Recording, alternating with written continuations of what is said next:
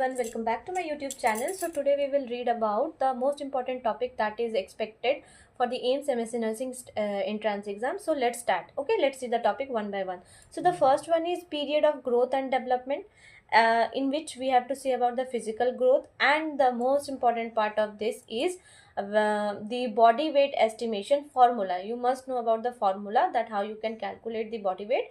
Then in which time the body weight get double, triple, or the height get double or triple. So this is the most important part of this topic. Okay, now you have to know about the principle of growth and development in brief. It is not important, but you must keep an eye on this topic. Okay, and then the most important one is the birthmark. On repeat, the question comes from the birthmark. Just like stock pipe port wine stain, they will give you a picture and you have to find it out that what is that birthmark. Okay, then what are the changes during first week of birth of the neonate. Then Apgar score, you must have the clear concept about Apgar score. Okay, then reflexes of newborn, and in reflexes of newborn you must know about three reflexes, that are parachute reflexes, tonic neck reflexes, and Moro's reflex. So these three reflexes you must keep on your tongue, because the chances of MCQ is very high. Then in breastfeeding you must know about the type of breastfeeding, and when you how, what are the baby friendly hospital initiative. Then how what is the difference in the mother's milk and the cow milk composition basically. Then um,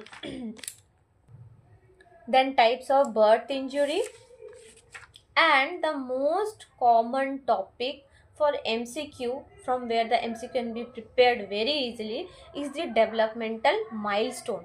And that too, and from that part, that is physical development, gross motor development, and fine motor development, language development, social milestone, and nutritional. So this is the most important part of pediatrics nursing, from where the MCQ can be prepared.